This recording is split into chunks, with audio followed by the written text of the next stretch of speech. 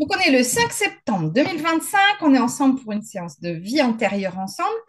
Euh, je vais alors, je vais vous réexpliquer un petit peu comment fonctionne la séance, mais si vous en avez déjà visualisé, je ne vais pas m'étaler non plus pour pas vous raconter des trucs que vous connaissez déjà. Pour les gens qui regarderont la séance, déjà merci de partager la diffusion parce que je sais que ça aide beaucoup d'autres personnes, des fois, à comprendre certaines choses.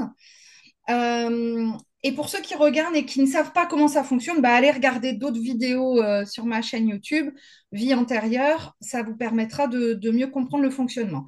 On va diviser la séance en trois parties. La première, c'est revenir sur des explications générales ou des questions que vous vous posez, voir un petit peu comment ça fonctionne, les préconisations, les conseils, etc. La deuxième partie, on rentre vraiment dans le vif du sujet. Et là, moi, je m'en vais visiter, si j'en ai l'autorisation, parce qu'il arrive parfois qu'on me le refuse, vos annales akashiques. Donc, c'est-à-dire la bibliothèque de vie antérieure. Et puis, en troisième partie, on s'en va sur le soin, parce que c'est bien d'aller voir ce qui s'est passé, mais ça veut dire qu'on a des choses encore qui sont restées engrammées, hein, et donc on va venir décristalliser ça et déprogrammer ce qui n'a plus besoin d'être aujourd'hui. Parce que du coup, effectivement, là, je reviens donc sur la première partie de la séance, le pourquoi on va aller explorer les vies antérieures. À quoi ça sert de savoir que j'ai été chevalier ou que j'ai été servante ou que j'ai été, que sais-je, comtesse ou guerrier À quoi ça sert de savoir ça? Je ne vais pas dire à rien, mais presque. On pourrait, si on veut, chanter cette partie-là. Je pourrais faire des séances en disant on s'en fout, on va pas demander, et peut-être qu'un jour j'y viendrai, hein, on va pas demander à savoir où vous avez été, le pourquoi, le comment, le machin, on va juste demander à nettoyer. Personnellement, jusqu'à présent, ma pratique, c'est plutôt de vous raconter ce que je vois, ce qui se passe et comment ça se passe. En fait, c'est pour mettre de la conscience. C'est-à-dire que quand je prends conscience que dans une vie, deux vies, trois vies, j'ai pas pu avoir d'enfant, je comprends mieux pourquoi j'ai des difficultés à en avoir dans cette vie-ci, ou j'ai des relations conflictuelles avec mes enfants. C'est un exemple, hein. Voilà. Bien sûr. Donc, en fait, mettre de la conscience sur les éléments qu'on va pouvoir nous transmettre ici, ça permet de faire, je vais dire, quasiment la moitié du travail. Ça permet aussi de se dire, ah d'accord, je comprends mieux pourquoi c'est compliqué la relation avec mon papa, parce que dans deux autres ou trois autres vies qui me sont montrées aujourd'hui, bah, je l'ai perdu, il est décédé. Donc là, peut-être que j'ai peur de le perdre. Enfin, bon, je donne des exemples complètement anodins qui ne le sont souvent pas. Donc, ça sert à ça, les vies antérieures. Ça sert à aller explorer, mettre de la conscience sur ce qui a pu être et ce qui peut encore, comme un peu un petit galet qui fait ricocher, faire ricocher dans notre vie actuelle et Mm. avoir parfois encore des conséquences. Ça peut être aussi bien sur le thème de l'argent, sur le thème des blocages émotionnels, sur l'alimentation. Je me souviens d'une dame qui avait un problème d'anorexie. Et en fait, on s'est rendu compte qu'elle a été enfermée pendant des années dans un cachot. Bon, bah, si tu veux, forcément, ça laisse des traces. Voilà. Et donc, ces traces-là, des traces énergétiques, des traces mémorielles, ben, on va travailler là-dessus pour essayer de les apaiser, essayer, voire même de les libérer, pour s'en libérer et avoir une vie plus saine, plus. Voilà. Je donne des nouvelles d'ailleurs de Paul, qui avait fait partie d'une de mes séances de vie antérieure qui a été diffusée. Paul, qui est, si je ne me trompe pas, anglais ou irlandais. Enfin, sa femme faisait un interprète. Il avait des problèmes d'eczéma. Souvent, on me dit, alors, il en est quoi? Il n'a plus rien. C'est-à-dire qu'il avait des problèmes tellement importants qu'ils envisageaient la radiothérapie. Et il a dit, bon, avant la radiothérapie, j'aimerais bien qu'on essaye quelque chose d'alternatif.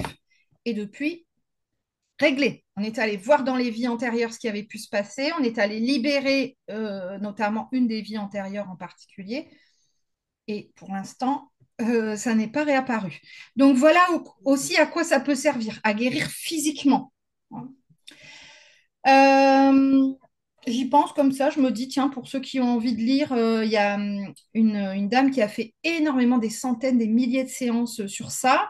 Et elle a écrit 2 livres, Ces armes qui nous ont tués et je ne sais plus le titre du deuxième, mais donc là, c'est plus sur le corps physique et l'autre, c'est plus sur le corps mental. C'est Sylvie Nash, et donc qui raconte ses séances de vie antérieure où elle est allée enlever une épée parce que quelqu'un avait toujours mal à l'épaule, et puis en fait, voilà, elle enlève les objets qui ont pu être blessants dans des vies antérieures et ça soulage dans le corps physique ici, aujourd'hui. Donc pour ceux qui sont passionnés par cette notion-là, c'est une dame que je recommande.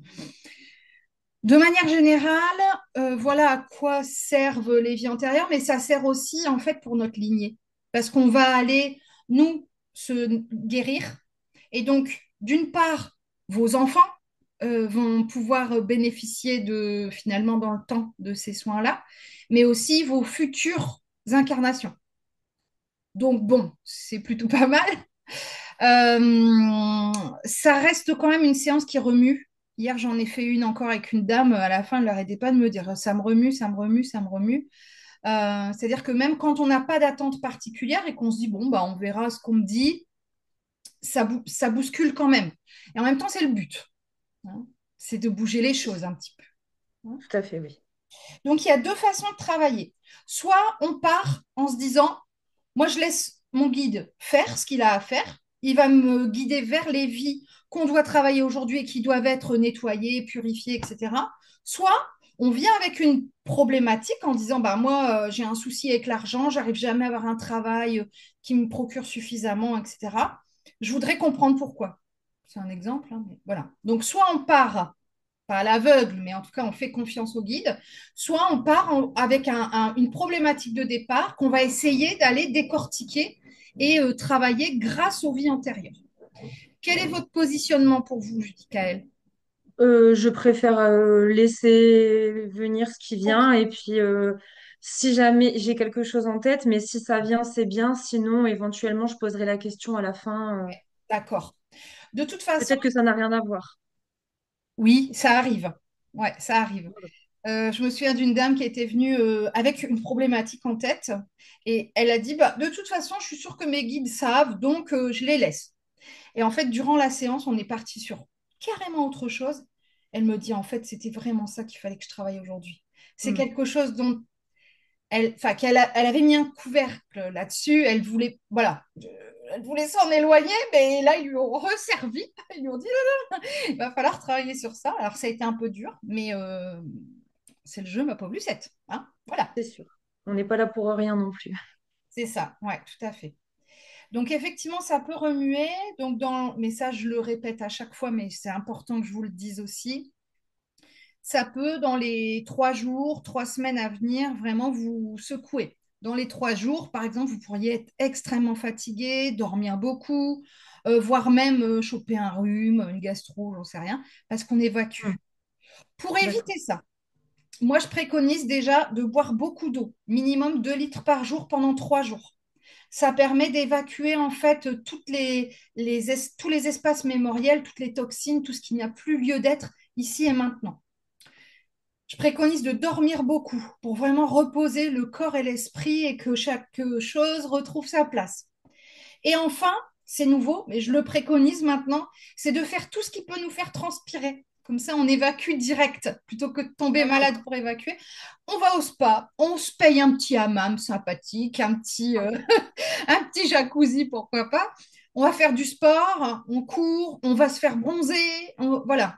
Donc on essaye on va au solarium, enfin bref, de transpirer. Ok. Comme ça, on évacue un maximum et puis ça permet de récupérer plus vite. Et dans les 3 semaines, il y a des choses qui vont bouger, très D'accord. probablement en lien avec ce qu'on va évoquer. Des fois dans les liens relationnels, des fois dans le travail, voilà. Des fois, il y a quelqu'un qui va vous rappeler, punaise, ça fait 10 ans que je n'ai pas eu de nouvelles, bah, parce qu'il y a des lignes qui bougent en fait. D'accord.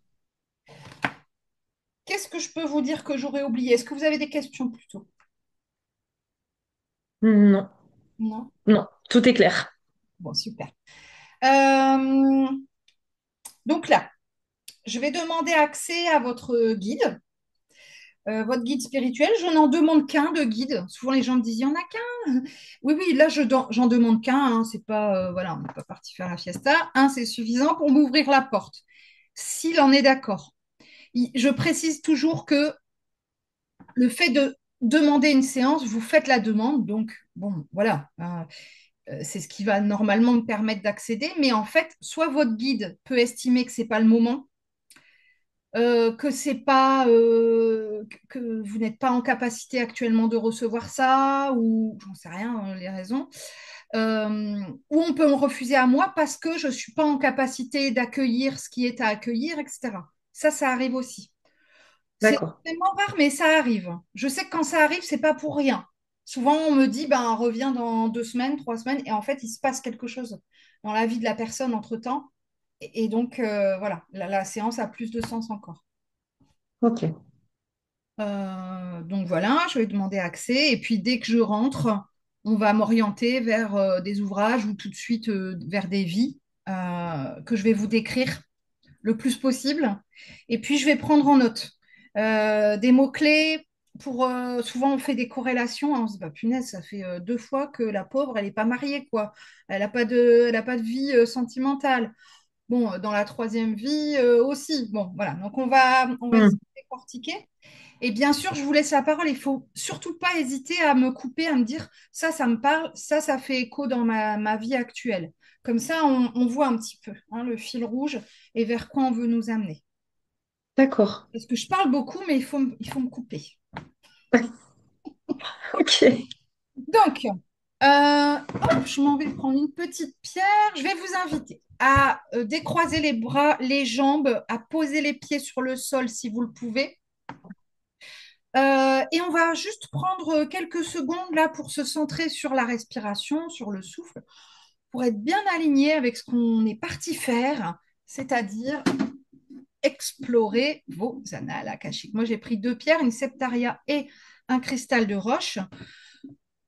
Pour aller travailler tout ça, bon, moi j'y suis déjà. Donc je vais vous inviter, vous, à travailler toute seule, tranquille, sur votre respiration, parce que sinon ça va me déconcentrer. C'est une guide femme, ce qui est extrêmement rare. Quand je vais dans les annales akashiques, souvent c'est un homme. Là, c'est une guide féminine, très douce, très bienveillante, mais avec pas mal de joie. Enfin, c'est pas quelqu'un de tout doux, tout discret.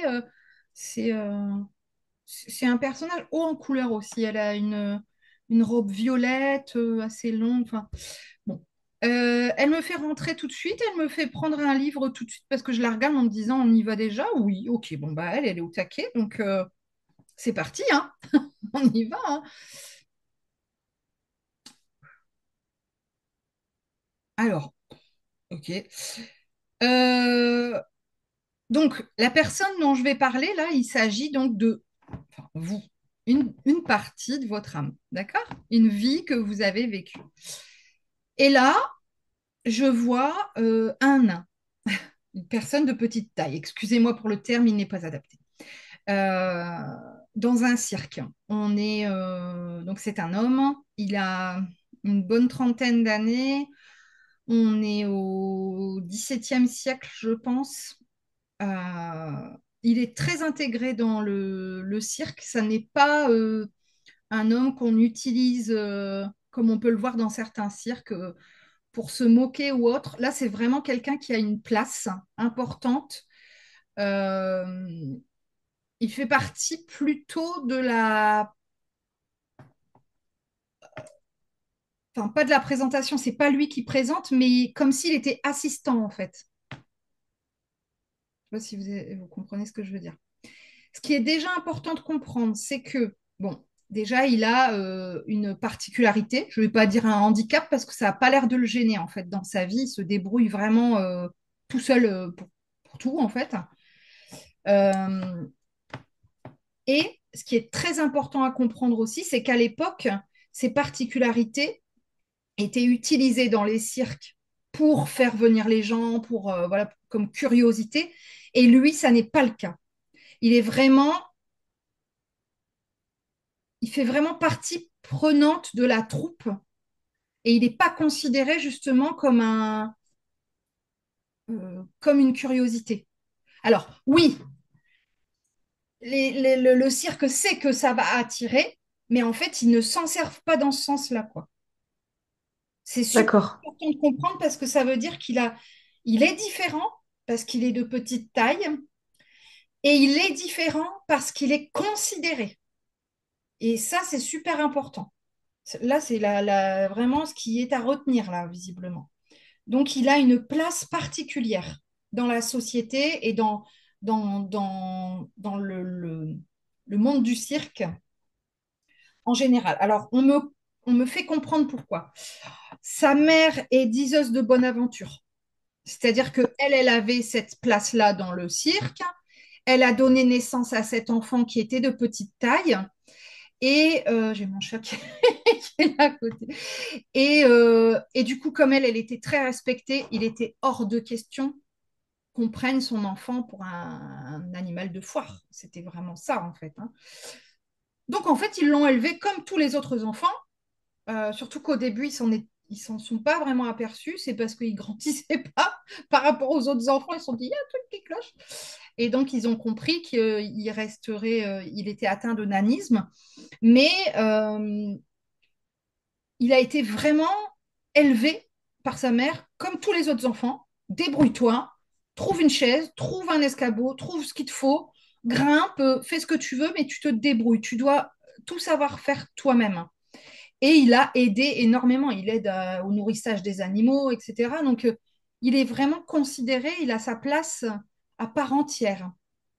Et ça, c'est vraiment important. Alors, peut-être qu'effectivement, c'est la chance d'avoir été l'enfant de la diseuse de Bonaventure qui a fait que, bon, elle avait une place très respectée la famille là, du cirque. Et donc, il a eu aussi, lui, une belle place. C'est fortement probable, hein. Mais, mais du coup, ça lui crée une différence notable par rapport aux autres personnes atteintes de nanisme, mais aussi par rapport aux autres cirques. C'est un cirque plus respectueux.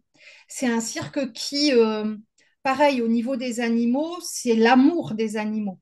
C'est pas on trimballe les animaux dans des conditions déplorables. Ils vont préférer donner de l'eau à leurs animaux et en avoir moins pour eux. Hmm. C'est vraiment une famille respectable. Alors, famille élargie, parce qu'il n'y a pas que des membres de la même famille qui ont créé ce cirque, mais on va dire que c'est cette famille-là du cirque. Et donc, il y a beaucoup de respect déjà, en fait. Ça en fait vraiment presque un cirque précurseur, sans le vouloir, parce qu'ils ne cherchent pas à dire nous, on fait mieux que machin, mais euh, ils sont différents dans le respect de l'homme, le respect des animaux, le respect des personnes différentes. On ne trouve pas D'accord. dans leur cirque de femmes grosses ou de femmes barbues ou de machins comme ça qu'on pouvait voir à Ouais. l'époque d'étrangeté. Euh, il n'y a pas de tout ça. Ce sont beaucoup des numéros de clowns, de jonglage, d'acrobatie et d'animaux. Mais le but n'est pas de se moquer. Ok. Ça, c'est quand même, pour l'époque, je rappelle, c'est sûrement le 16e siècle, 17e grand max, c'est vraiment quand même quelque chose d'assez C'est rare, hein. d'accord. Donc, cet homme, je le vois là, donc, mais il fallait vraiment que je décrive bien le contexte pour qu'on comprenne. Je le vois effectivement courir, le spectacle va démarrer, donc il prépare. Alors, qu'est-ce qu'on a à nous dire de cette vie? Il a une femme qui a une taille ordinaire, j'ai envie de dire, une très belle femme, blonde, très jolie, vraiment. Donc, elle fait partie du cirque aussi, bien sûr. Je pense qu'elle fait des numéros. Alors, elle fait aussi, elle aide le magicien, elle présente, etc. Elle a une tenue assez décolletée, tout ça, un beau décolleté plongeant, une belle robe. Et elle fait des acrobaties aussi, hein. Euh, alors, elle est plus jeune que lui. Ils sont très, très heureux, très amoureux tous les deux. Par contre, ils n'arrivent pas à avoir d'enfants. Et en même temps, c'est OK pour eux, quoi. Voilà, et pour l'instant, ils sont bien comme ça. Euh,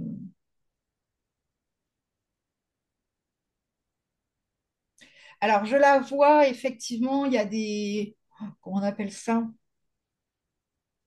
Ils se suspendent là. Je vois ce que vous voulez dire, mais je connais pas le terme. Bon, donc elle fait ça, où elle doit arriver d'un endroit à un autre. Elle est sur un genre de balançoire, enfin où elle tient Ouais. et elle chute. Elle est pas c'est pas très très haut, peut-être de 2 mètres, mais elle chute à plat comme ça sur le dos. Euh, c'est quasiment la fin du spectacle parce que ça avait l'air d'être quasiment le clou du spectacle en fait, hein. Et il n'y avait pas de filet. C'était ça un peu justement la magie du truc, c'est waouh, attention, elle fait ça et sans filet.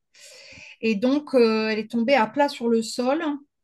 Euh, Elle est très mal en point. Ils font évacuer les gens pour s'occuper d'elle et elle est touchée au niveau de la nuque, des cervicales. Donc elle va être allongée pendant un moment. Quand elle veut se relever, en fait, quelques jours après, euh, elle n'est pas paralysée, mais elle est très handicapée, en fait. Vraiment, elle a dû se fracturer peut-être une ou plusieurs vertèbres. Et elle n'arrive plus à faire grand-chose, en fait. Donc, elle va s'isoler dans sa caravane, dans sa roulotte. Elle va rester seule parce qu'elle est obligée de rester allongée et que les autres, eux, doivent continuer à fonctionner, quoi. Et donc, elle va s'enfoncer un petit peu dans la tristesse, dans le chagrin et dans l'alcool. Et Hmm. son mari, donc, qui vous représente et réciproquement, essaye de l'en sortir. Il essaye, dès qu'il arrive, il retire la bouteille, il les cache, il les range, mais il ne sait pas quoi faire pour sa femme, quoi. On voit qu'il l'aime énormément. Je la vois remarcher après, mais elle marchera toujours avec une canne. Et elle a énormément changé. C'est-à-dire qu'elle est devenue, je ne vais pas dire désagréable, mais presque, quoi. Elle est aigrie, en fait, hein. Hmm. Euh, donc là, on est à peu près 6 ou 7 ans plus tard. Elle a quasiment plus de rôle, de statut dans le cirque. Elle est toujours avec eux parce que c'est la femme de ce monsieur, mais bon, elle va être, par exemple, à la caisse pour donner les tickets, etc. Mais elle ne peut pas y rester longtemps parce que, pareil, elle est toujours souffrante au niveau du dos, hein, ça sera toujours. Et, euh, et puis, elle est très mal à l'aise, en fait, avec le regard des gens, hein, le fait qu'elle ait une canne alors qu'elle est jeune. Donc voilà, c'est quelque chose qui va finalement briser sa vie psychologiquement et qui va briser un peu leur bonheur parce que ils étaient vraiment très très heureux tous les deux, très heureux comme ils étaient, même sans enfants, c'était OK pour eux. Euh, mais ce monsieur, il reste droit. C'est sa femme, il l'aime, il la respecte, il est loyal, il est fidèle, c'est quelqu'un sur qui on peut compter. Il a des grandes valeurs humaines. Et c'est vraiment à la vie, à la mort, quoi. Voilà. Il n'y a pas de Ok. question de se dire, bon, on va la déposer dans de la famille et puis elle va se reposer quelques mois pendant que nous, on part en tournée. Non, elle le suit et voilà. Et il sera toujours à côté d'elle, quoi. Bon, je vois qu'elle continue de s'enfoncer dans l'alcool, hein. Je la vois parfois être complètement saoule au niveau de la caisse et puis de ne pas réussir vraiment à encaisser les gens, etc. Enfin, ça devient compliqué. Donc, il l'isole de plus en plus, parce qu'elle vit mal, bien sûr. Et puis, un jour, il va rentrer dans la roulotte après la représentation, et puis elle est décédée parce qu'elle a trop bu, hein. Elle a fait un coma éthylique. Euh, donc, il l'enterre sur place, là où ils sont, et puis il se promet de revenir tous les ans à la même période pour honorer sa mémoire. Donc tous les ans, il prévoit à la même période d'être présent sur les lieux pour pouvoir voilà, lui amener une fleur sur sa tombe. Mais il reste loyal. Sa femme, c'est sa femme et ça restera sa femme jusqu'à la fin de ses jours. Hmm. Donc on voit bien quand même une cassure, hein, nette dans leur vie, dans sa vie à lui. C'est un personnage qui est très fort psychologiquement. malgré les difficultés de la vie, malgré son handicap, sa petite taille, il a vraiment toujours fait en sorte de s'en sortir, de se débrouiller, d'aller de l'avant, de gérer, d'être responsable.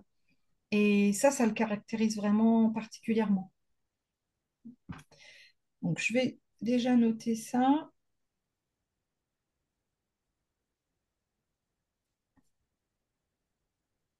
16e siècle. Alors, je ne sais pas dans quel pays on est. Ça peut être en France, en Italie, en Espagne, j'en sais rien. Et ça n'a pas vraiment d'importance. Si ça Ok, a de l'importance, souvent on me le dit. ok.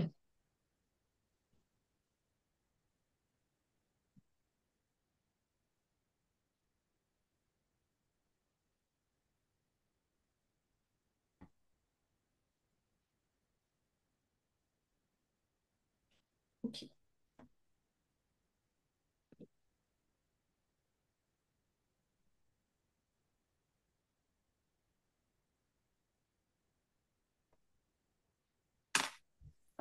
Alors, je repose le livre et là, on me fait un petit peu marcher dans les rayonnages. C'est vraiment comme une bibliothèque. Donc, il y en a plein de livres. Et aujourd'hui, heureusement, on ne va pas tous les voir, hein, sinon on serait là de nombreuses heures, voire de Bien nombreuses sûr. semaines peut-être. Donc là, on va juste nous en montrer quelques-uns pour travailler sur quelque chose en particulier. Alors là, je vois quelqu'un à cheval. Je ne sais pas si c'est un homme ou une femme. Alors, c'est un homme. On est, j'en sais rien, peut-être au XIVe siècle. Euh, Ça doit être comme un chevalier ou je sais pas, mais ça fait un peu comme les trois mousquetaires. Là, il a un genre de cape là, de chapeau.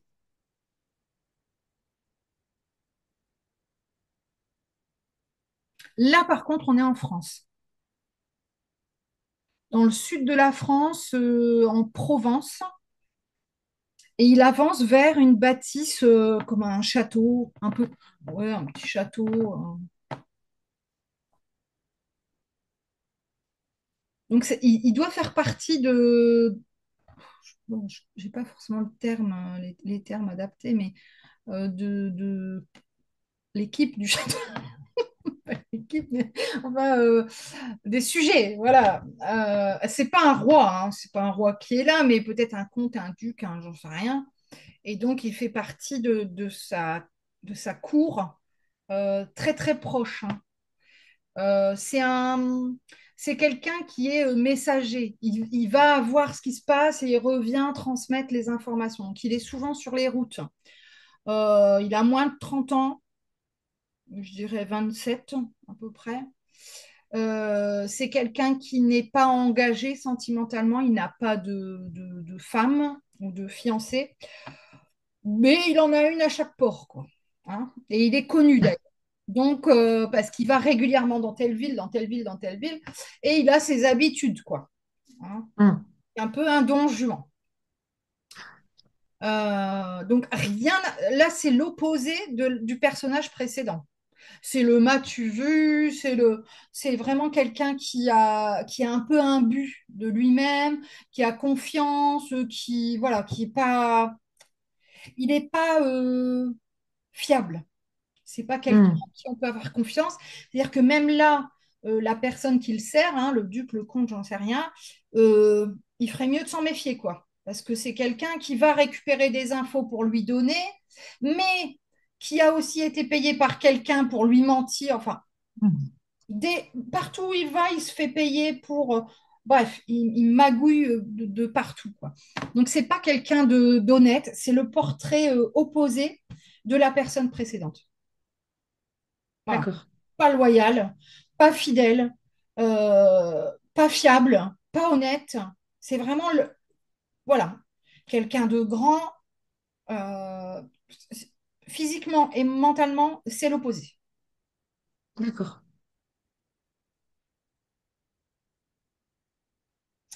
Alors, donc la personne là qui le sert, le souverain, je ne sais pas comment on peut dire, mais il n'est pas bête. Donc, à un moment donné, il a compris qu'il y avait une entourloupe et donc il le piège. à son propre jeu, en lui demandant de faire quelque chose tout en sachant, il connaît déjà la réponse. Sauf que l'autre lui ramène une autre réponse. Donc il sait là qu'il est en train de se faire avoir et du coup il le renvoie en disant bon bah maintenant on va lui donne une autre mission et en fait arrivé à l'autre mission il se fait tuer. Il se fait Hmm. poignarder par la personne là où il est censé chercher l'information. Voilà, voilà. C'est un peu particulier, mais je pense que là, c'était pour nous montrer vraiment que c'était deux vies opposées. Je pense comme si elles se complétaient. C'est le yin et le yang, là. C'est ça. Hmm. Tout ce que l'un D'accord. a, l'autre ne l'a pas. Ou il a l'inverse. Ouais. C'est simple, en fait, hein.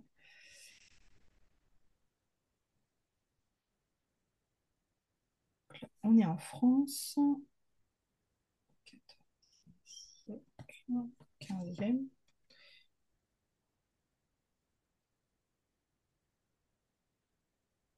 On me dit les perfides.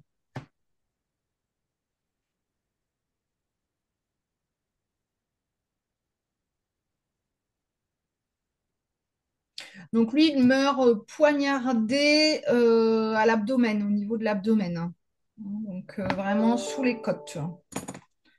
D'accord.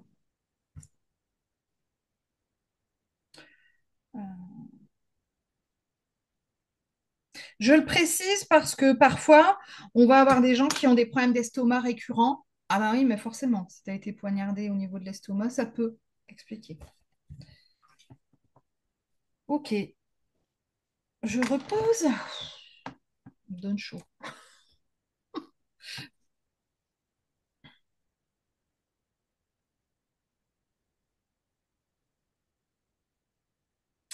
Alors, je ne sais pas où on est là dans le monde. Je vois un bébé un an et demi, qui joue dans une flaque. Donc, c'est de la terre plutôt rouge. Alors, moi, ça me fait penser un peu à l'Australie, mais bon, ça peut être ailleurs. Euh, Parce que le bébé, il a la peau claire. Donc, je vois pas ça en Afrique, ou alors peut-être l'Afrique du Sud. Bon, une terre plutôt rouge-orangée et il y a une flaque. Et il est dans cette flaque debout et on voit qu'il joue dedans, quoi. Voilà. Euh, j'ai l'impression que c'est en Amérique, en fait. Bon, on va voir. Euh, on me dit 5 enfants. Donc, il y a d'autres enfants qui jouent.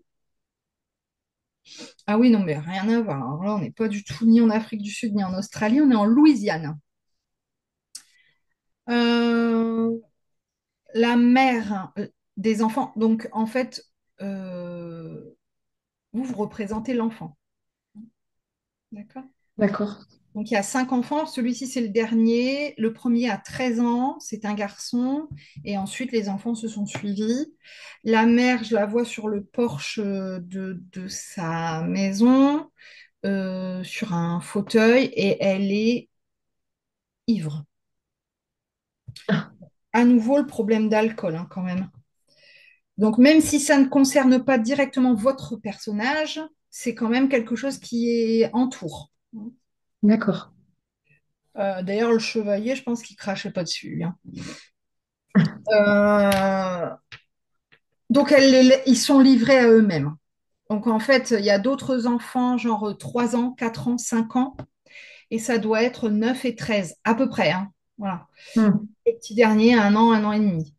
C'est un petit garçon. Et bon, il n'y a rien de dangereux en soi d'être dans la boue, hein, mais bon, voilà. Et donc, elle est ivre, on dirait qu'elle est shootée, quoi. Elle est assise, présente, mais pas présente du tout, quoi. Hein, donc, les enfants D'accord. sont dehors, le grand est dans la maison, il doit ranger, nettoyer, je ne sais pas ce qu'il fait, mais euh, et personne ne s'occupe de ce petit, quoi. Il est là, ils sont tous livrés à eux-mêmes, mais bon, lui particulièrement, en fait.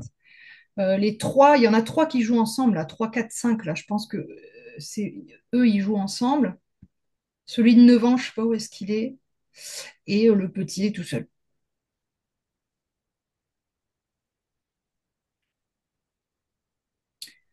Le père n'est pas là, il est souvent en déplacement, mais il part longtemps en fait. Donc je sais pas ce qu'il fait comme mission.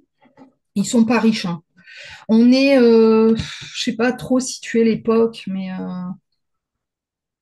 j'aurais dit au 18e siècle, je pense. 19, tout début du 19e, alors. Euh, et donc le père est rarement là. C'est une famille très modeste. Hmm. Et si le grand s'en occupe pas, je vais dire de préparer le repas, etc., de coucher ses frères et sœurs, la mère, elle est complètement déconnectée. Quand le père rentre, il rentre avec de l'alcool. J'ai l'impression qu'il doit faire du transport ou quelque chose comme ça. Et donc, il rentre avec une caisse d'alcool et ils boivent à deux, quoi. Donc, D'accord. c'est pas lui qui va relever le niveau, quoi. Euh, c'est le grand qui va chercher. La mère ne bouge plus de la maison, en fait. C'est le grand qui va chercher en ville l'alcool, les courses aussi, mais l'alcool pour sa mère. Euh, et donc, souvent, on lui fait la remarque, on lui dit oh, encore, enfin, bon. Mais bon, de toute façon, comme il paye, on lui donne. Et, euh, et c'est une famille qui est un peu livrée à elle-même, quoi. Il n'y a personne qui va venir les aider, il n'y a pas de famille, il y a pas. Voilà, ils sont assez isolés.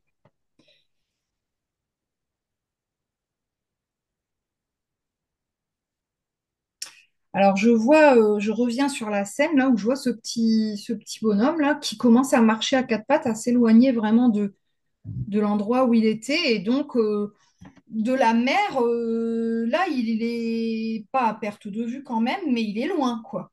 Hein, lui, il avance, il joue, il suit des bébêtes, des trucs, mais euh, personne n'y fait attention, en fait. C'est choquant. C'est-à-dire même ses frères et sœurs, en fait, ne regardent pas. Personne ne fait attention à cet enfant, en fait. Je vois le grand appeler les enfants pour rentrer, donc rentrer manger, j'en sais rien. La mère rentre direct, voilà. Les enfants rentrent et personne ne se préoccupe de ce gamin, donc qui est toujours dehors. Euh, donc le grand commence à dire aux frères et sœurs d'aller se laver. Ça prend du temps pendant que lui, il finit de préparer le repas. Et en fait, pendant ce temps-là, la nuit tombe, quoi. Hein, le soir commence à tomber, puis ce gamin, on ne sait pas où il est, quoi. Il avance, quoi. Quand le grand, bah, la mère est partie se coucher parce qu'elle mange pas rien, elle est saoule, hein. Quand le grand enfin, il fait le compte, il se dit mince, il m'en manque un. Quand il s'en rend compte, en fait, il fait déjà noir. La nuit est tombée très rapidement. Euh, donc, il cherche d'abord dans la maison parce que pour lui, c'est logique que ses frères et sœurs aient ramené le bébé. Et donc, bon, bah, peut-être qu'il a réussi à monter les escaliers ou peut-être qu'il est dans une pièce ou autre. Et en fait, ben non. Donc, là, ben, lui, il comprend tout de suite qu'il est resté dehors, le gamin. Sauf on voit rien. Donc, il prend ce qu'il peut, une bougie, pour aller chercher le bébé en l'appelant. Abraham, il s'appelle. Noté.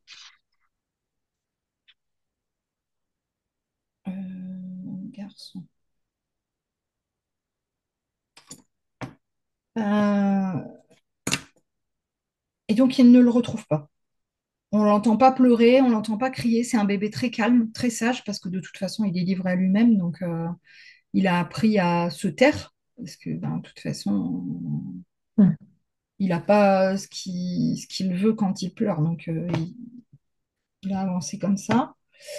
Donc, il s'est probablement endormi. Et là, moi, je ne vois pas, je vois pas la scène. Je suis comme son frère, là, dans le noir. Donc, le lendemain matin, le frère, très, très tôt, dès que le soleil se lève, part à la recherche du petit qu'il ne retrouve pas. En fait, cet enfant a continué à avancer. Il a été recueilli par un monsieur qui a une bonne quarantaine d'années, qui travaillait dans les champs, ou voilà. Euh, et donc, il a pris le gamin.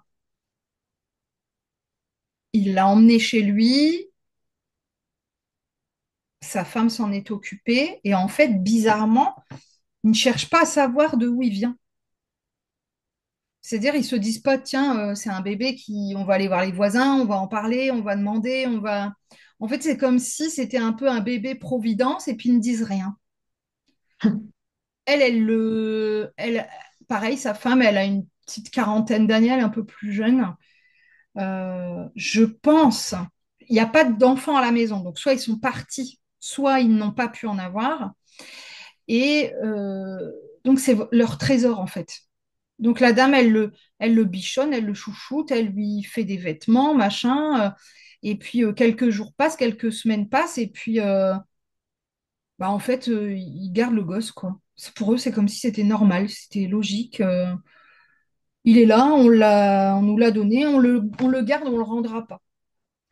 De l'autre côté, la mère est complètement ivre-morte de toute façon, donc elle comprend pas vraiment ce qui s'est passé. C'est plus le père quand il rentre au bout d'une dizaine de jours, là, 15 jours, où lui il demande, il est où le gamin? Ben, on sait pas. Voilà. Et il y a eu des battues hein, qui ont été faites par les gens du village parce que le gamin a eu quand même, enfin le grand, la présence d'esprit dans la journée d'aller dans le village signaler la disparition de son frère. Il y a eu des battues, mais bah, ils ne l'ont pas retrouvé puisque le monsieur l'a récupéré. Et, euh, et eux, ils n'ont pas signalé que c'était un gamin qu'ils ont trouvé. Donc ce petit garçon, il a été élevé dans cette famille comme si c'était la sienne. Papa, maman, lui n'a pas souvenir, il ne sait pas en fait qu'il a été Hmm, adopté. d'accord. Alors il est très très bien élevé, très poli, très. Voilà, la maman, enfin adoptive du coup, fait très attention à lui. C'est vraiment leur trésor. C'est un peu leur bâton de vieillesse aussi. Le monsieur lui apprend plein de choses. Il travaille avec lui dans le jardin, etc. Mais ils tiennent à ce qu'il aille à l'école. Enfin, on voit vraiment qu'ils sont très attachés à cet enfant. Et, euh, et c'est vraiment pour le mieux. C'est pas pour s'en servir pour les corvées ou les machins. C'est vraiment pour qu'il ait une belle éducation, une belle vie, comme ils voulaient être fiers de lui, en fait. Hmm, Et effectivement, il fera des études, genre médecin ou avocat, un truc comme ça, hein. Vraiment, il s'en va vers une vie assez aisée après. Je le vois même quitter la ville, envoyer de l'argent à ses parents après adultes. Et donc, dans l'autre famille, eh ben, c'est tout. Ils vont vivre comme ça avec la disparition de l'enfant en se disant bah, il est mort ou enlevé ou, enfin, voilà, ou il a eu un accident, il est tombé, enfin bon, bref. Et ne sauront jamais que cet enfant finalement est vivant et qu'il a vécu sa best life ailleurs, quoi. clairement. Et le gamin ne saura jamais, les parents ne lui diront, enfin ses parents adoptifs ne lui diront jamais qu'ils l'ont trouvé. Jamais, jamais, jamais. Pour eux, c'est un secret et ça reste, c'est leur enfant. Il est hors de question qu'ils sachent la vérité. D'accord. Alors, c'est important parce qu'on dirait que ça a une résonance dans cette vie-ci, la notion de secret de famille. Pas forcément pour vous, hein, je ne dis pas que vous êtes adopté et que vous ne le savez pas, c'est pas ce que je suis en train de dire. Mais Ouais, peut-être que dans une de vos lignées, une de vos grand-mères a été adoptée et qu'elle ne le sait pas, ou quelque chose comme ça. Vous voyez, j'ai l'impression qu'il y a cette notion de secret de famille qui est restée un petit peu autour, quoi. d'accord. Donc, euh, aux États-Unis, on doit être au 17e. Ouais. Euh, et donc, adopté, si on peut dire comme ça, hein. Sans vouloir être dans le jugement, je me dis, il a eu une chance, ce gamin. C'est clair, Il avait avancé vers son destin. carrément. Comme s'il a. Mais puis naturellement, c'était. voilà, par curiosité, il a avancé. C'est fou. Ouais, vraiment, c'est comme si ça avait été vraiment une chance en fait. Oui, Une, parce que ça aurait pu être très, très négatif au final. Parce que de l'autre côté, bon, bah, c'est une famille modeste, les parents dans l'alcool, le grand qui gère les petits. Enfin, c'est pas une famille qui va forcément avoir la chance de pouvoir avancer beaucoup dans la vie et d'avoir une vie hyper épanouie. Mm. Alors que là, lui, vraiment, et on voit que, je sais pas hein, s'il est médecin ou avocat, mais vraiment, il aide les autres. Donc, s'il est avocat, c'est un bon avocat. Un avocat humain, humaniste, et pas un avocat véreux qui va, voilà. Mm. S'il est médecin, pareil, c'est vraiment dans l'aide à l'autre, pas pour obtenir des titres et être reconnu dans la médecine. C'est vraiment un gamin qui est très humble. Il a été élevé de cette manière-là. Il faut toujours se souvenir de où tu viens parce que bon, c'était aussi une famille modeste, mais qui a tout donné pour que cet enfant avance dans la vie le plus possible. Et ils se sont vraiment sacrifiés pour lui et il leur rend finalement ce qu'ils lui ont donné. C'est génial, ouais. Alors, bon, elle me fait asseoir, elle me dit, il n'y en a plus. Ok, donc qu'est-ce qu'on fait avec ça aujourd'hui? Alors, je vais essayer de reprendre. Déjà, ce seront trois hommes là qu'on a vus, trois vies masculines. Donc, il y a la notion du masculin sacré, de la notion yang, de force, d'action, euh, qui est représentée dans ces vies-là. Et vous, vous représentez ici aujourd'hui le yin, le féminin, la douceur, l'intuition, etc. Qu'est-ce qu'on veut nous montrer encore? Bon, là, c'est deux vies complètement opposées. On a quand même deux vies. Euh,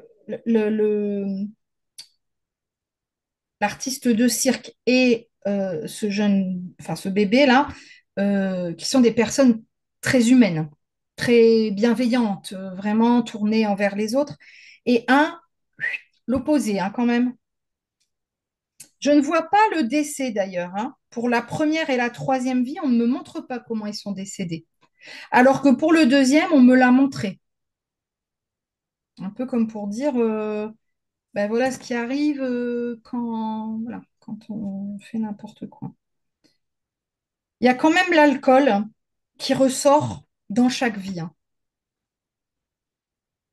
Euh, je note tout ce qui me vient et puis après, on va faire le point, hein. Alors, dans le premier, il était marié. Dans le deuxième, il était infidèle. Dans la troisième vie, je ne sais pas. Je n'ai pas l'information, mais il est probable qu'il fasse un beau mariage. Je vois pas. Alors, je vais pas m'avancer. Je ne veux pas dire de bêtises.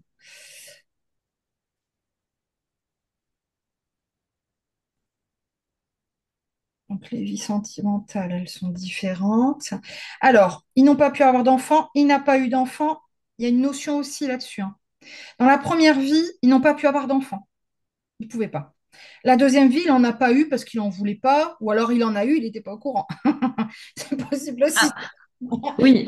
Voilà. Et dans la troisième vie, c'est un enfant qui est abandonné, enfin, qui a disparu et qui se retrouve dans une famille dont il n'est pas l'enfant. Donc il y a une notion quand même de stérilité, d'infertilité, de voilà, il y a quelque chose de cet ordre-là, hein, sur ces trois vies. Donc l'alcool qui ressort.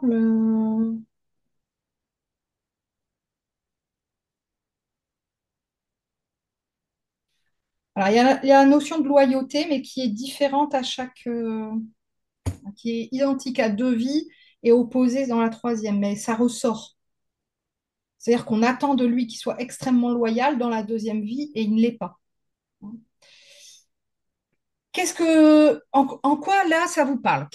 Qu'est-ce qui vous saute aux yeux ou vous dites là vraiment ça fait écho ou ça m'étonne Ce qui fait écho, c'est la vie avec le bébé qui a été recueilli par un homme plus âgé.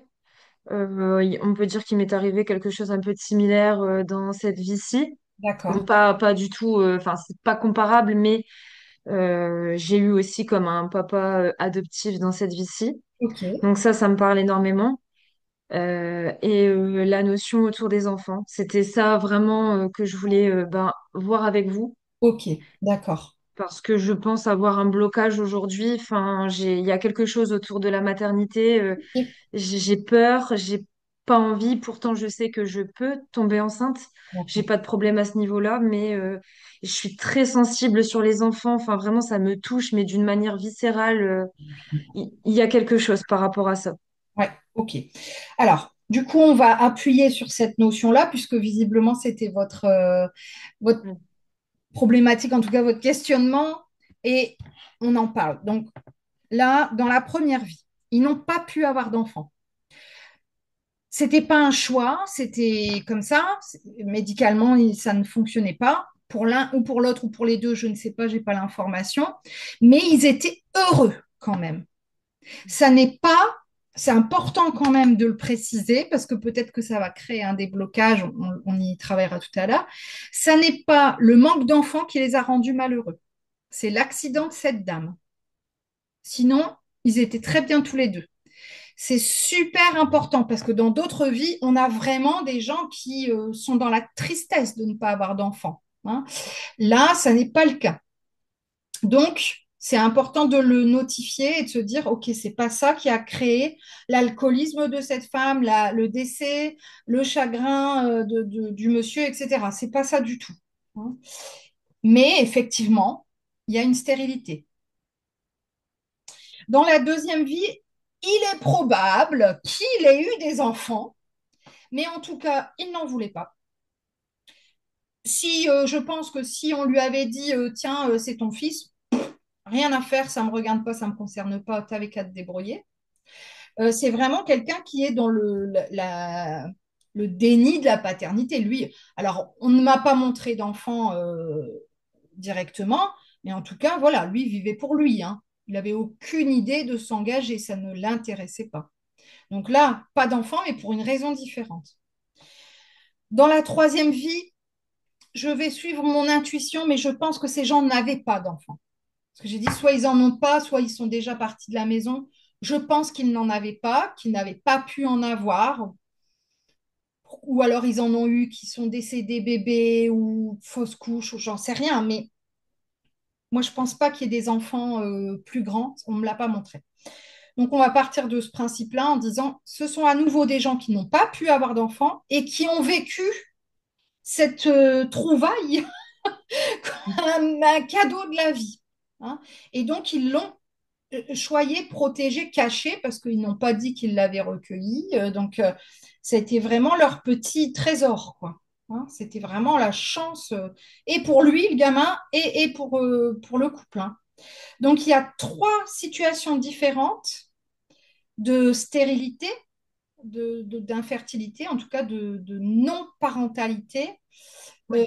et vécues différemment, avec des incidences aussi différentes. Mm. On aurait sûrement pu peut-être voir d'autres vies, mais là, la guide nous dit non, stop. Ok, moi je respecte. Des fois, j'en vois 6, 7, 8, des fois, j'en vois qu'une. C'est que là, aujourd'hui, on doit travailler sur ça. Donc là, ce que je vous propose, c'est d'aller, moi, je vais travailler avec mes baguettes. Je vais déjà aller travailler sur chacune des vies en nettoyant ce manque d'enfance, cette stérilité, en allant nettoyer ces espaces de mémoire pour pouvoir déprogrammer. Et puis après, de manière générale, euh, on ira travailler sur des mots-clés qui peuvent encore bloquer. Je vais laisser venir les mots, voilà, à moi. Si ça vous parle, vous les répéterez et donc on ira libérer cette notion-là énergétiquement. Si ça ne vous parle pas, vous ne répéterez pas. OK? Ok. Là, je vais déjà commencer une vie par une vie et je vais vous inviter à soit juste suivre comme ça tranquillement, soit envoyer plein d'amour, plein de bonnes énergies, plein de, voilà, de pardon, de bienveillance pour chacune de ces vies pour qu'on puisse ensemble travailler justement sur le nettoyage, la libération de ces mémoires cellulaires que vous gardez et qui sont en lien avec cette notion de maternité et de parentalité. Alors, tout d'abord, moi, je vais demander de manière générale un nettoyage pour la première vie. Voilà, que les mémoires cellulaires qui n'ont plus lieu d'être euh, qui ne sont pas en lien avec la notion de parentalité puissent être immédiatement, voilà tout de suite ça nettoie, puissent être immédiatement nettoyés. Voilà, ça c'est OK. Et donc on va reprendre, je vais peut-être fermer ça, ça va me gêner. On va reprendre là pour la notion de parentalité, de fertilité, de stérilité. Donc je demande immédiatement le nettoyage, la libération des mémoires karmiques, cellulaires de cette première vie en lien avec la parentalité, le manque d'enfants, la stérilité, l'infertilité, la peur de ne pas être parent, le chagrin, la tristesse.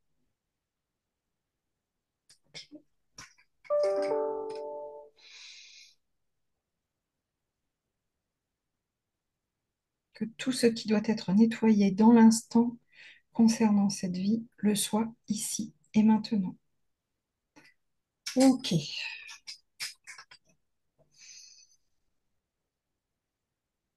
ok. On va passer à la deuxième vie, donc le chevalier, une vie complètement différente. Alors, de manière générale, on demande un nettoyage des mémoires et des énergies cellulaires en lien avec cette vie de manière globale. Et plus particulièrement tout ce qui a trait à la parentalité, à la paternité, voulue ou non voulue, paternité connue ou non reconnue, à la fertilité, à la stérilité, au souhait ou non d'être parent, au choix ou non de s'engager dans la parentalité, dans une vie sentimentale, maritale,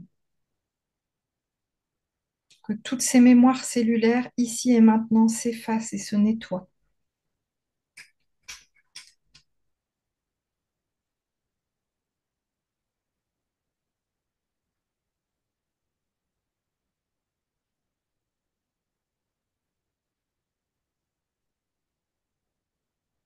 Que soient apaisés ici et maintenant les regrets, la tristesse, l'égoïsme, l'individualisme.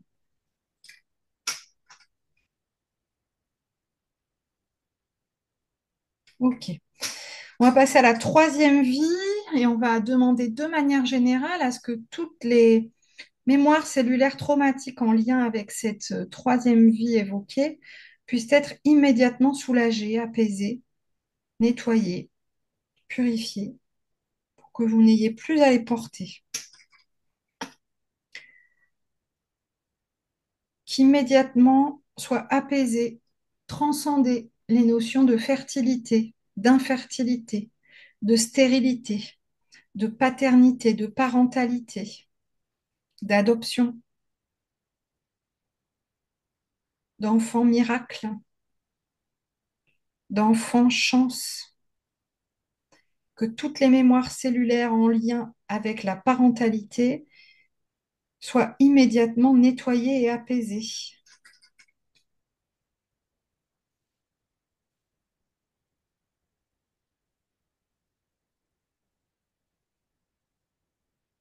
Que tout soit pardonné ici et maintenant.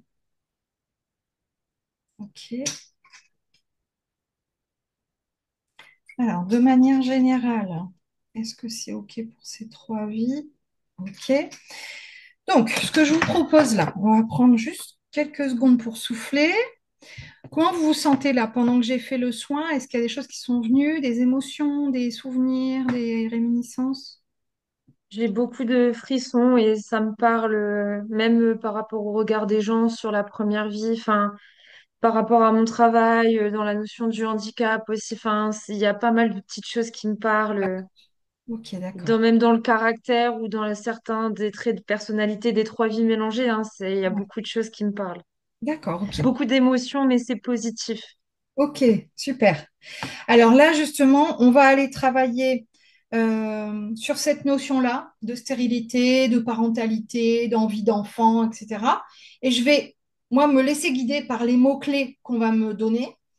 Si ça vous parle et que vous vous dites, oui, ça, j'ai besoin de le travailler, ou alors, ça ne me concerne pas, mais j'aimerais bien que ça soit évacué, quoi qu'il en soit, vous le répétez à haute voix juste après moi. Ok. OK? Donc, on va inspirer profondément et en soufflant, on demande d'évacuer, d'extérioriser, de nettoyer, d'apaiser. Ah ouais, il y a un sacré blocage. Tout ce qui est en lien avec les mots-clés, les notions que l'on va évoquer ici et maintenant. La parentalité, Parentalité, la maternité, maternité, accouchement, accouchement, accouchement douloureux, accouchement douloureux, mourir en couche, mourir en couche, perdre un bébé. perdre un bébé. J'ai une main qui tremble énormément, on le voit sûrement là. Il y a vraiment Oui, je le une vois. peur très très profonde qui n'a pas été évoquée dans les vies ici. C'est, j'ai du mal même à tenir la baguette et qui est en lien, ça y est, ça s'est calmé, effectivement, avec sûrement une autre vie. Je pense qu'on n'a pas voulu nous l'évoquer, mais de, de mort en couche ou de perdre le bébé. Oui, Voilà. je pense, c'est ce que je pensais. Même si on n'est jamais sûr, On continue. N'hésitez pas à inspirer, souffler hein, pour bien évacuer.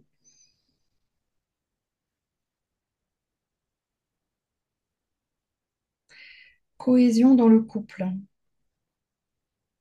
cohésion dans le couple, parentalité parfaite, parentalité parfaite,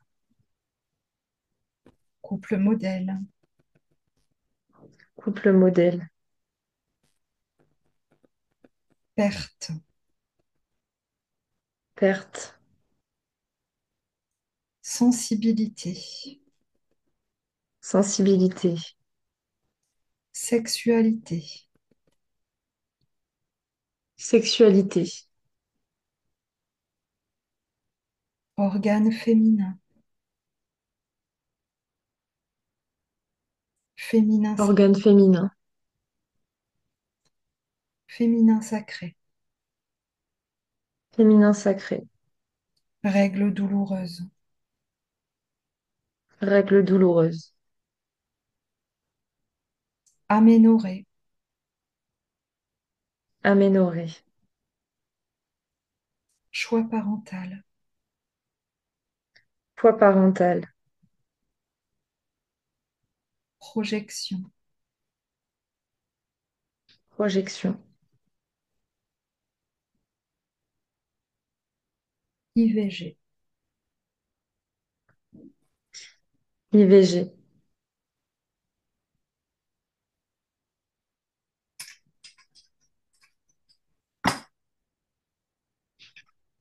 Ok, on continue. Stérilité, stérilité, fertilité, fertilité, création, création, famille, famille, mensonge,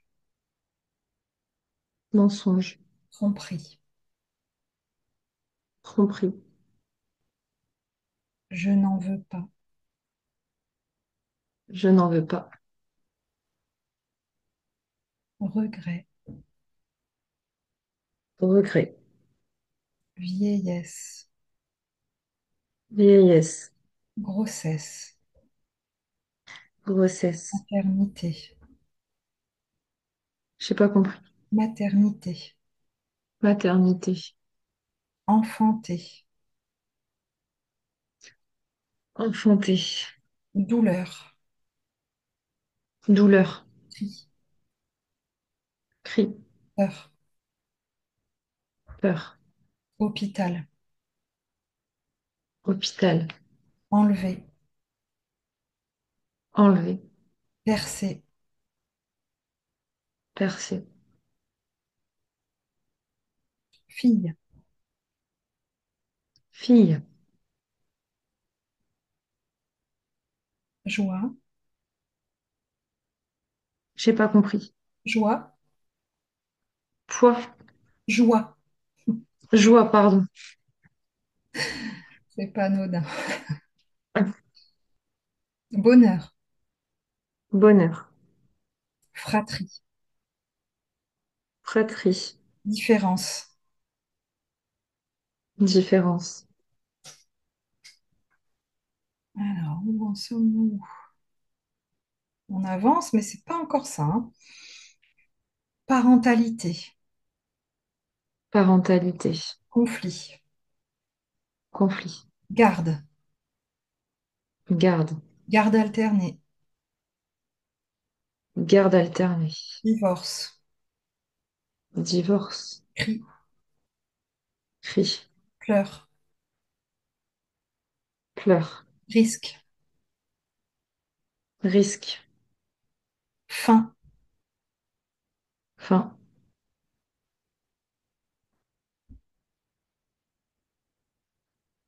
alternative, alternative, adoption, adoption, perdre, perdre, enfanter, enfanter, ça s'ouvre. Paternité. Hmm. éternité. Alors, c'était paternité, Ah, mais très joli lapsus. Et du coup, ça s'est refermé quand j'ai dit ça un petit peu. paternité alors. Maternité, Maternité, mère, mère, maman, maman, belle-mère, belle-mère, marâtre, marâtre, difficulté, difficulté, allaiter, allaiter, peur, pleurs, peur, peur, risque, risque, perdre, perdre. chuter, J'ai pas compris. chuter, Chuter, oui,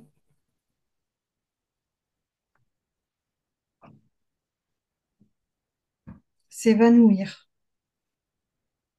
s'évanouir, partir, partir, hmm, pleurer, pleurer, comprendre, comprendre, évacuer, évacuer, pardonner. pardonner, Yes, on avance bien. Avouer, avouer, accueillir, accueillir, se pardonner, se pardonner, limite, limite, enfanter, enfanter, problème, problème, cri, cri, pleurs. pleurs, Ok.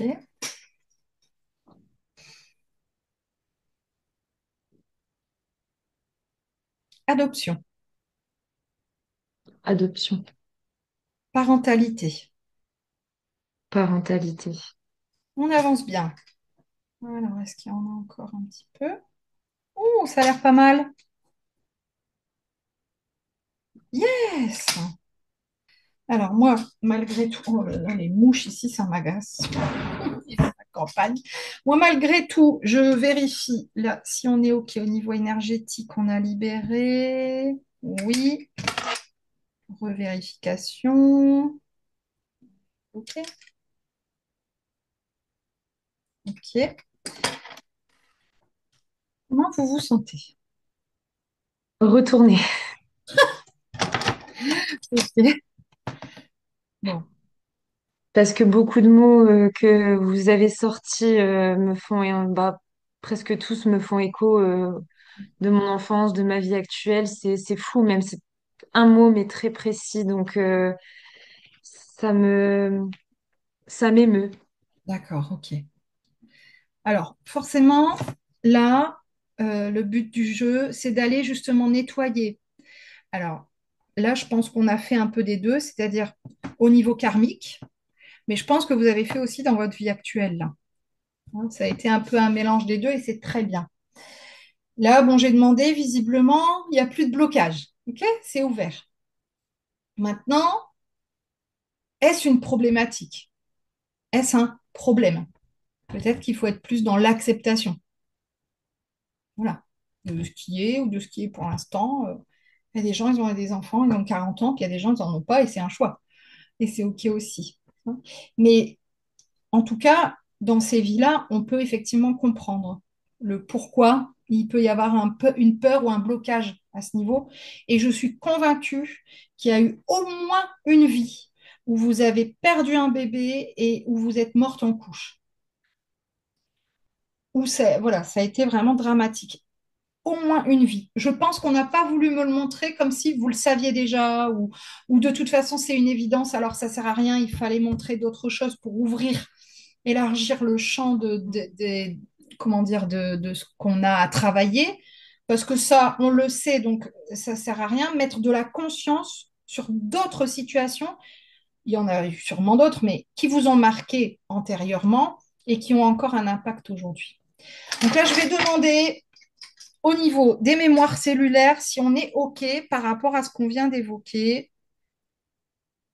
Alors, presque. Je demande ici et maintenant la finalisation de ce soin karmique et le nettoyage cellulaire, énergétique des vies antérieures évoquées ce jour et de la problématique de parentalité, de stérilité, d'infertilité, de maternité, de paternité qui a été évoquée ce jour.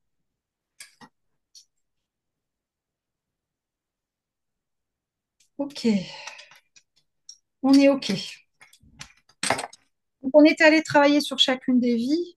On leur a envoyé plein de, voilà, de belles énergies, de l'amour, du pardon. Et puis, on est allé travailler sur des mots-clés dans ces vies-là et dans cette vie-ci pour aller justement réimbriquer tout ça et démêler ce qu'il y avait à démêler. Hein.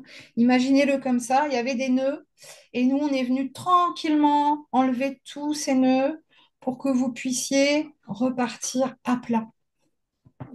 Exactement.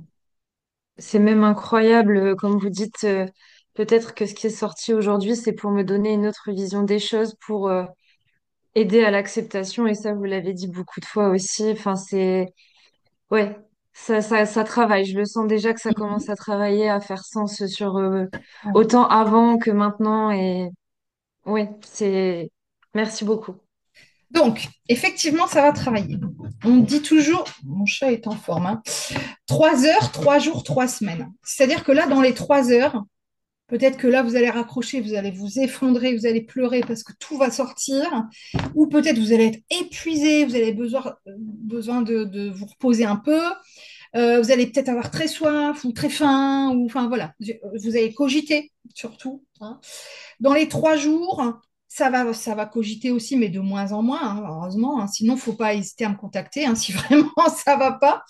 C'est souvent l'inverse. Souvent, les gens me disent oh, j'ai super bien dormi, je me sens mieux, je suis apaisée, je suis comme si on m'avait enlevé un poids des épaules. Donc, c'est plutôt comme ça, mais il ne faut pas hésiter à venir vers moi et à aller voir le médecin s'il y a des symptômes physiques. On peut se choper une grosse angine, par exemple, parce qu'on a les boules, hein, ou une belle gastro.